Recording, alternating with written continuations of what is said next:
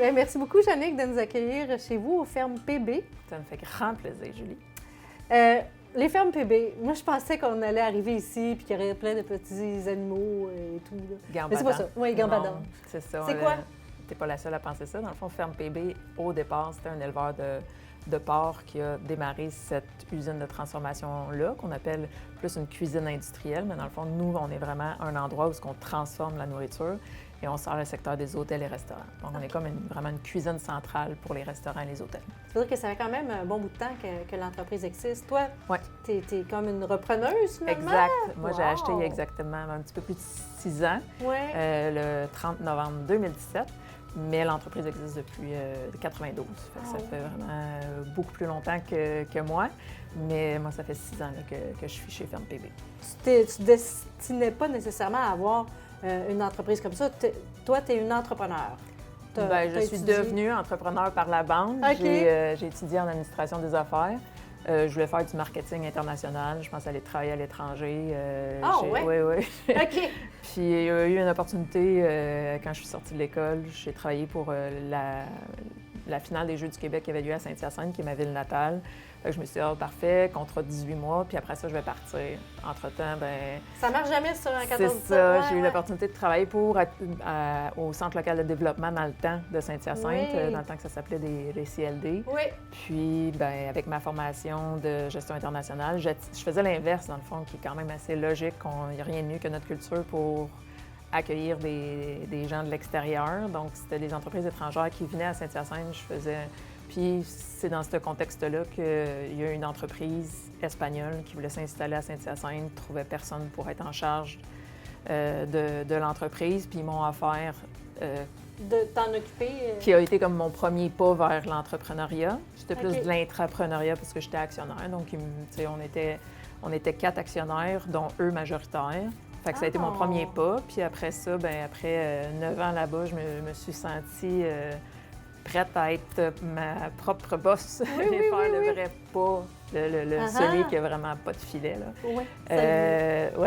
Puis cette opportunité-là s'est présentée. OK. Parce que dans le fond, tu te destinais peut-être un peu à ça, c'est quelque chose qui t'intéressait, mais de là à dire, je vais partir de A à Z d'une entreprise, tu as choisi un autre chemin. Puis ça, ce chemin-là, c'est pas tout le monde qui comprend que c'est peut-être une solution plus... efficace et facile de se lancer dans l'entrepreneuriat. Exact, exact. Parce que moi, dans le fond, j'avais vécu le démarrage de A à Z avec la chance d'avoir du financement d'une entreprise déjà établie, avec des produits déjà établis. Puis malgré tout ça, ça a quasiment pris 1 an à mettre ça en place. Donc d'arriver, pour moi, acheter une entreprise déjà existante, c'était pour moi la façon que du jour au lendemain... Tu es devenu boss. Puis tu as un réseau de clients déjà établi, tu as des produits déjà établis, tu as une installation de transformation alimentaire.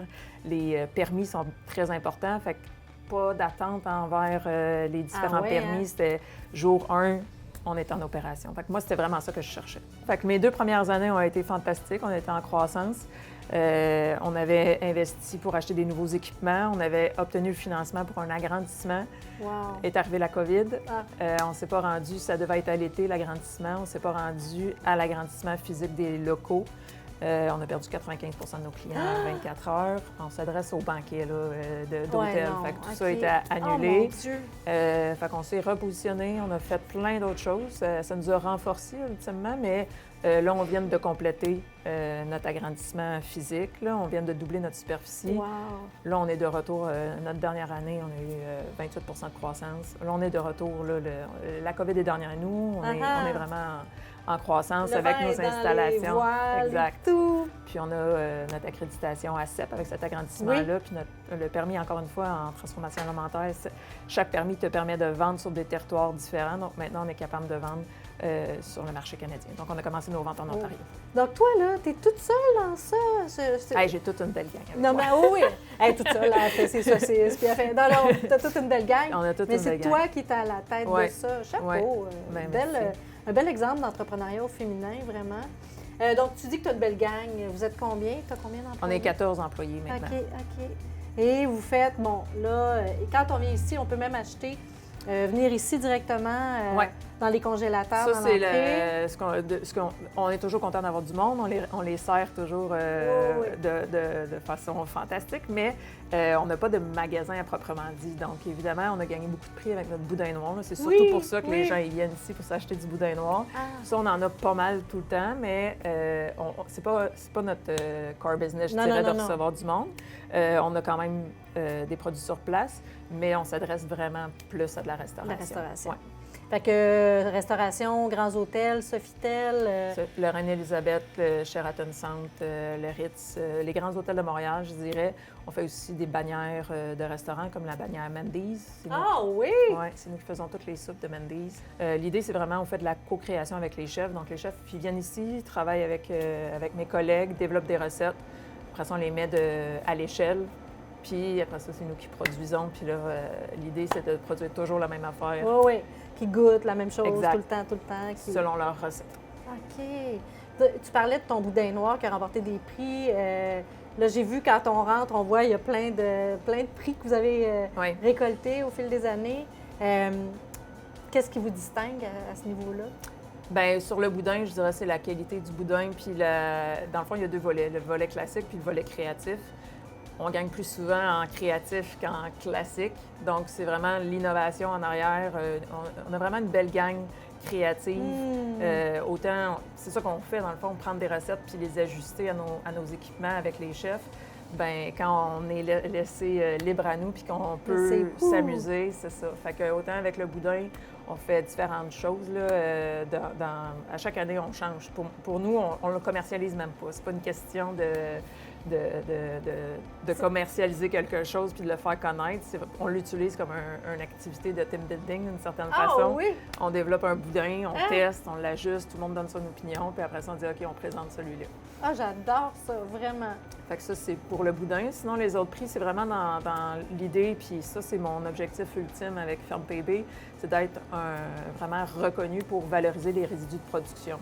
Donc, n'importe quel industriel qui, par exemple, on fait ça avec du tofu. À chaque fois qu'il y a 1 kilo de tofu qui est transformé, il y a 1 kilo de carotte qui est rejeté. Donc, on crée autant de poubelles qu'on crée. C'est la fibre de la fève de soya qui est écrasée. OK. Donc ça, eux, ils prennent le jus pour faire le tofu, mais cette fibre-là, elle est rejetée. C'est comestible, mais c'est pas intéressant comme ça.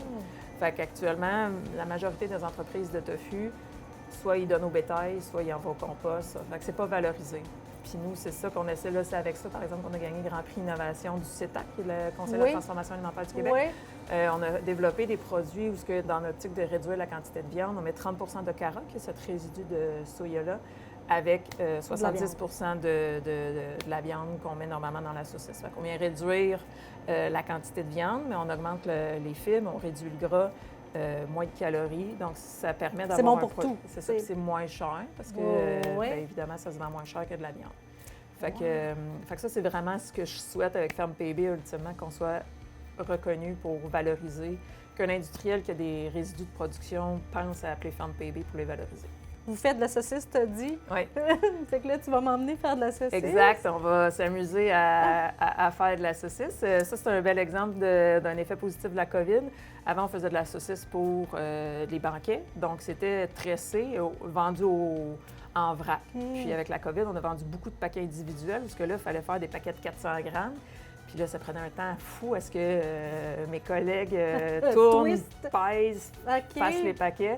Fait que là, on a acheté la machine qu'on va voir qui fait tout ça pour nous. Avant d'aller faire de la saucisse au poulet, l'émission, comme tu le sais, Jannick, elle s'appelle Fierté d'ici.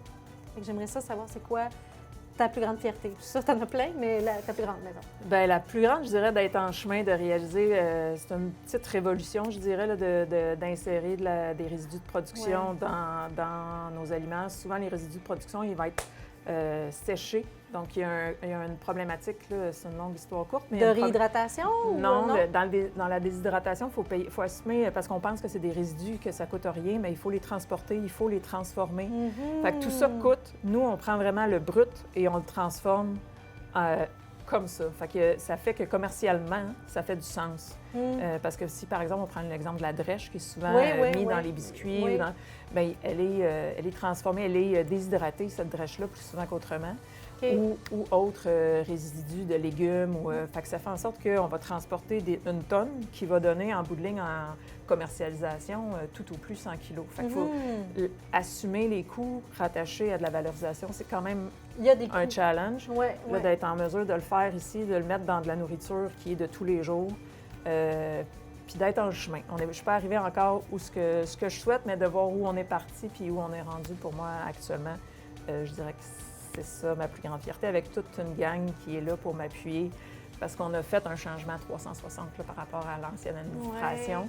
Fait que de voir toute cette gang-là qui est avec moi pour arriver à cette mission-là, je trouve ça, j'en suis très fière. Donc là, on va aller faire des petites saucisses. Oui! Ça va être fun. On va s'habiller.